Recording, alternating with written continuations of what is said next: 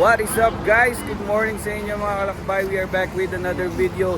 For today's video guys, meron tayong simulation for the upcoming FJ Moto Mountain Cross 2026. So first team practice ng ating team sa Ducati Scrambler QC. So Team A and Team B magkasama ngayon. So talaga ito yung pinaka first practice namin. So saan nga ba tayo pupunta? Punta tayo ng Mount Ugo. So I'm sure napapanood nyo na yan sa mga YouTube video. So ang gagawin natin, mag-ride and camp tayo doon. So simulation for FJ talaga. Tapos titingnan natin kung ano yung pwede natin tanggalin sa mga dinala natin ngayon, and yung siguro kung ano pa yung pwede nating idagdag. Pero tingin ko naman na nakarga ko naman halos lahat. So yan, abangan nyo yan. Kasama natin ang Team A, Team B. So consists of 5 members. Kasi dito lahat ng si Kuya Lawrence, si Doc Edwin, si Ivan, yung mga teammate natin, si Kuya Julius. So, consists of CF Moto, siyempre tayo ni Kuya Julius naka KTM. Tapos meron din mga naka KTM na iba. Tapos si Ivan, gamit yung Scrambler pero pinalitan niya na yung tires. Tapos yung nilagyan niya na rin ng mga lagayan niya. So, tara! Bago tayo, sabak na tayo ngayon. So, kain muna tayo sa Maligo. Alright, good morning!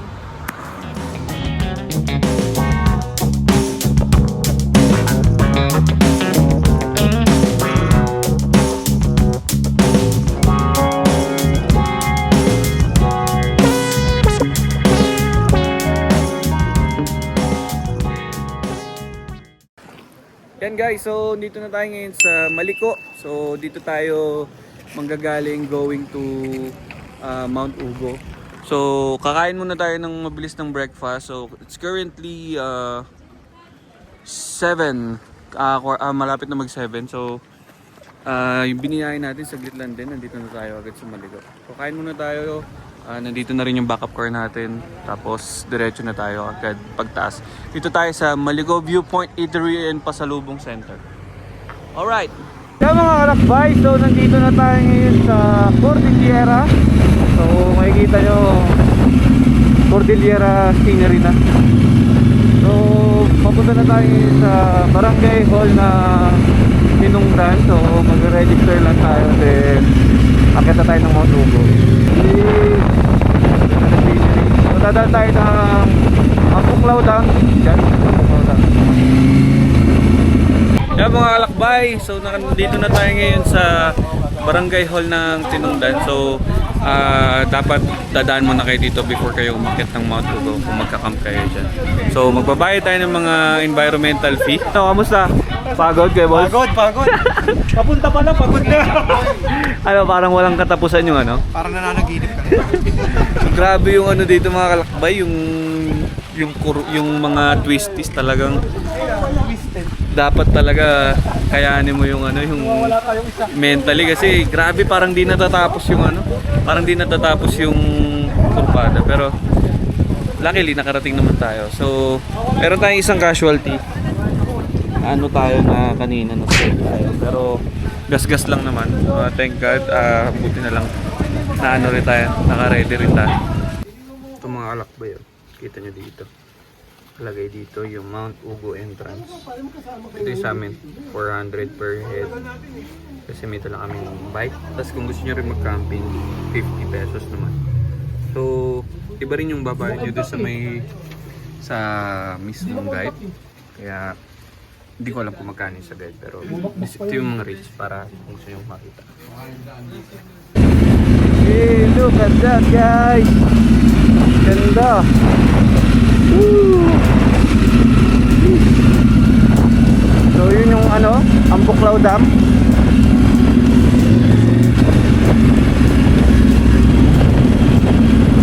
Wow! Ganda! Galing na tato.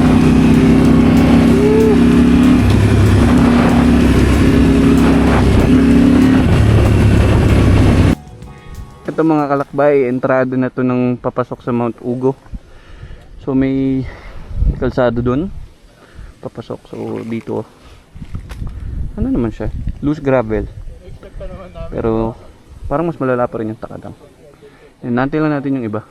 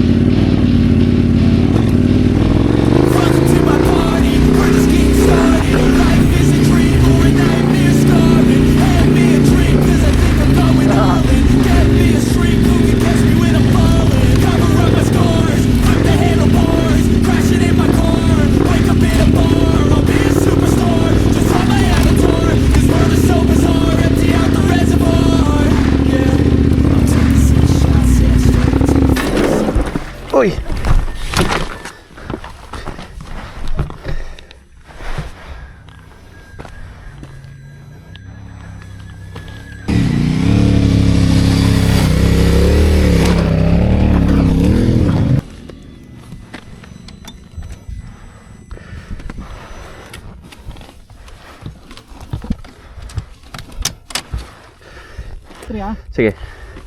1, 2, 3. Bam! Sige, stand natin. Yan, nakasta. Saan? Sige.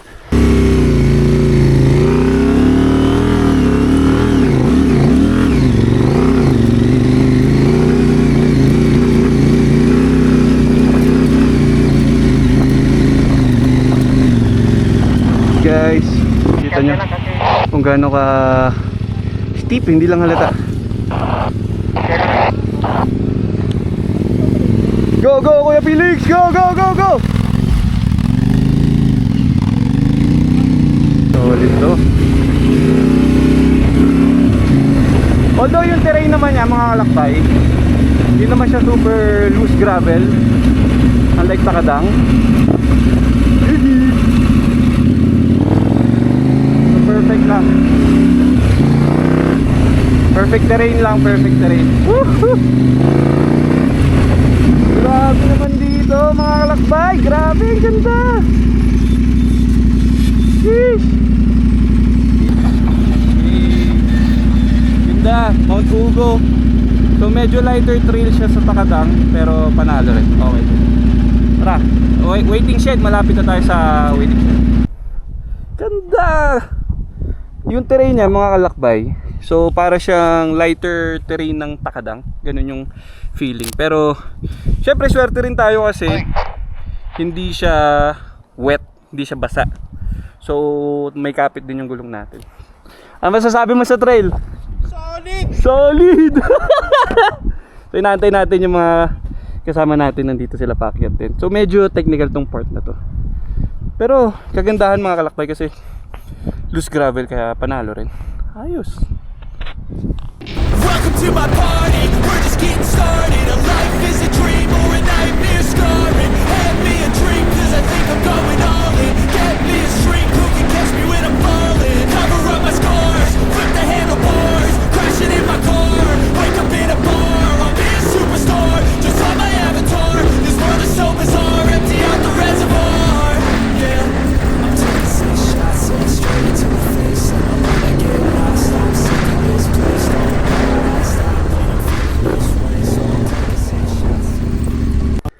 So yun nga, yung Mount Ugo mga kalakbay, ano siya parang tinapyas na kalsada sa bundok. Parang tinapyas na bundok para maging kalsada pala. Yun yung term. So luckily, hindi na siya sobrang lambot. So may kapit na talaga yung ano sa gulong. So talagang napapractice natin yung loose gravel na terrain. So nung last week nakapag pinatubo tayo. Ngayon naman at least na-practice natin yung ganito. Para siyang longer route ng Takadang, ganun yung feel. Trustig, kasi since nung na-discover ko yung rally mode ng KTM natin, talagang grabe nag-enjoy ako. Kasi talagang uhugutin ka niya doon sa pagkaka-stuck mo. Ayan, sama-sama na tayo ulit. Damn, ain't that fabulous? Can't wait to apply all those mathematicus. But we can't get a job that pays us enough. I'm about to pop off. F you, you're lost. We all know that we never really want a boss. So I'ma do what I want to. Something I can't undo. Yeah, I'ma do what I want to. Something I can't undo. I'm taking 6 shots, yeah, straight to the face. And I wanna get lost, I'm sick of this place. So time check is already, I think it's 5 o'clock na. At hindi, tama, magpa 5 na. So malapit na malapit na mag gabi. Buti na lang din nakarating na tayo dito ng safe. Alright.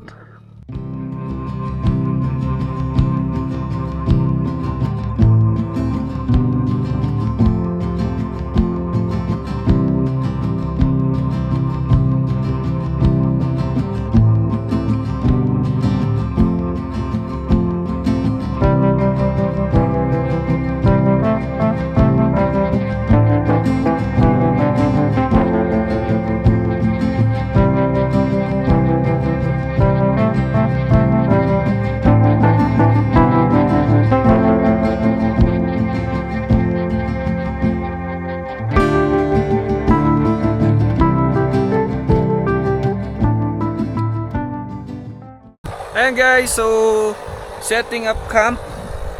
Napakaganda ng campsite natin ngayon. So, ang SQC ay nandun. Nasa taas sila Kuya Billy. No?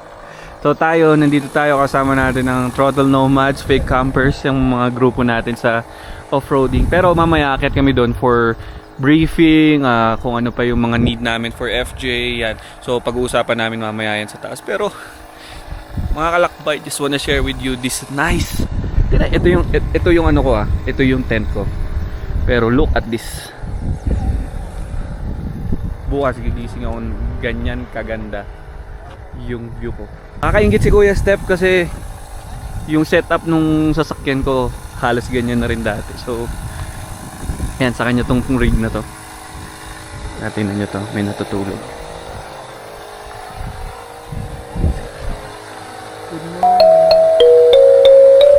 Sarap ng tulog ni Kuya Paul. Yan, so Kuya Julius, napakagandang tent. Ilang person yan, Kuya? 2? 2-person tent. 2% 2-person tent. Nature hike, napakamahal.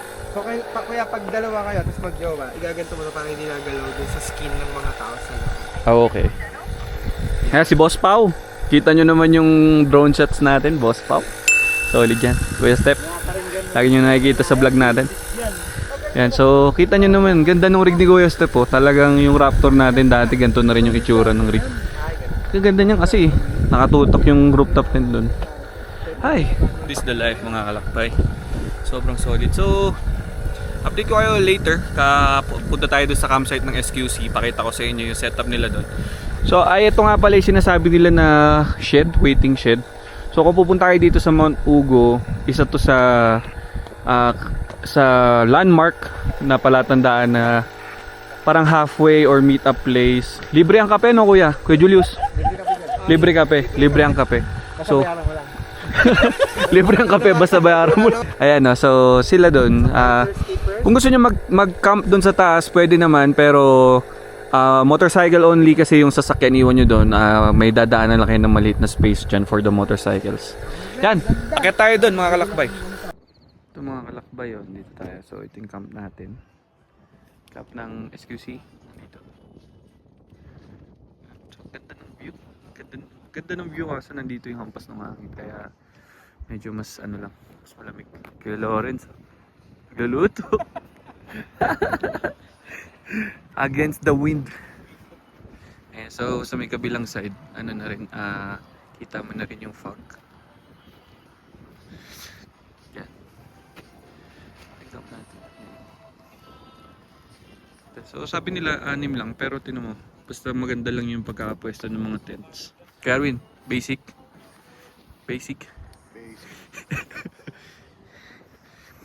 So meron doon, mag-bonfire din tayo doon sa baba. So hopefully mabalikan natin to kasama sila Kuya RD, yung iba nating grupo. Para, hindi ko alam kung doon tayo tatagos tomorrow sa may kaya pa. So yeah, ganda ng terrain. So prep muna tayo ng dinner, tapos siguro early rest kasi hindi ko alam kung maaga magsisialisa tomorrow. Good evening.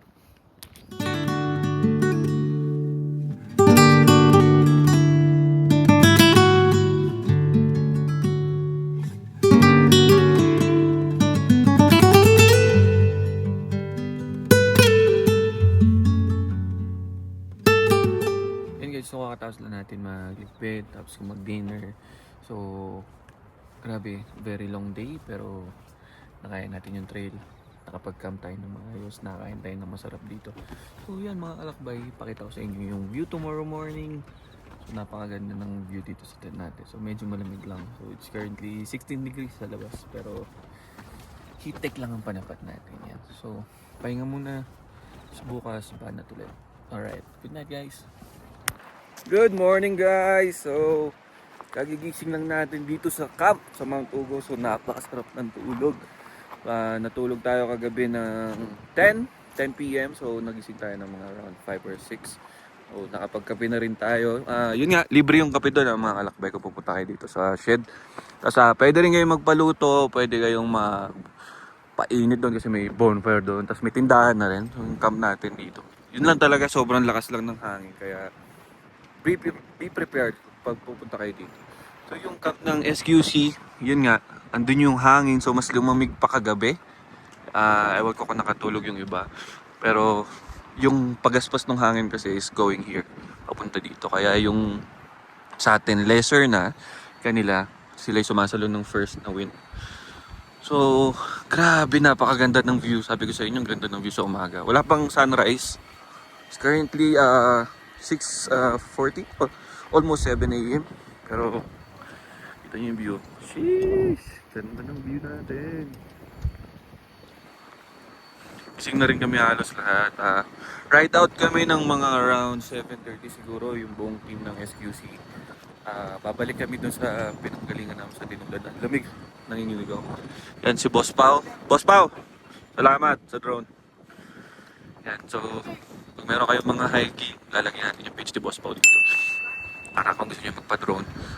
Yan, so tara, mag-pack up na tayo ng gamit kasi maya sisipat na rin tayo. Alright, good morning guys. Hey, breakfast time. Good morning, good morning. Pinaluto natin ang Lucky Me noodles para sa... Hey Babs, good morning! Katulog eh Babs? Hindi yan. Ayan na yung mga kasama natin. Pa-ride out na. Nakapack up na. So, simula kanina siguro mga 1 hour bago nagligpit. Tapos 30 minutes siguro sisibat na rin natin. Alright, kain mo namin. Mabilis. Yan mga kalakbay, so pababa na tayo ng Mount Pugo. Wala pang 9 a.m. pero tagaan natin kung bababa mga bird time natin sa Manila. Kaya sa mga kalakbay, if you're new to my channel, please like, comment, and subscribe and ring the notification bell. Mamaya doon ako mag-outro sa mas magandang view doon sa may park na yan. Doc! Yun o, si Doc o. Kaway ka naman Doc! Yun o, Doc. Mga kasama natin. Lamig, yung iba sa kanila hindi nakatulog. So, yan, ride out shot tayo. Yan mga kalakbay, so dito na nagtatapos ang ating Mount Ugo trip with the FJ simulation kasamang Ducati Scrambler QC. Kita nyo naman oh. Yan ang napakagandang view, sobrang solid mga kalakbay. So, tigil tayo saglit dito, mag-picture lang. So yan nga mga kalakbay, if you're new to my channel, please like, comment, subscribe and ring the notification bell. Pinatubo last time, Mount Ugo naman ngayon. Ang ganda ng ano dito ng kalsada in fairness. So kung ano, pero medyo kailangan may experience pa rin kasi grabe yung terrains dito, steep. Hindi lang na-justify ng video pero sobrang steep. Ayun, dyan tayo pababa pag ano. So yan, mabilisang balik lang tayo ng Manila ngayon. Abangan nyo yung mga next ride natin with the Ducati Scrambler QC. Meron pa tayong 1 month to prepare para sa FJ Mountain Cross. Ay, teammate ko si Ivan, no? Teammate! Na kayo? Yan, to motor ni Ivan, Ducati Scrambler. Yan. So yan mga kalakbay, don't forget to stay safe and peace out.